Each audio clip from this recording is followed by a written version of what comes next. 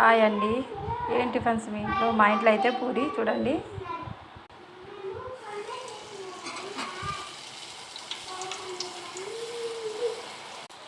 వేడి వేడి పూరీలు, వేడి వేడిగా పూరీలోకి అండి పెసరపప్పు కూర చూడండి. చాలా బాగుంటుంది. పూరీకి సాగు అంటారు కదా, అలాంటిది.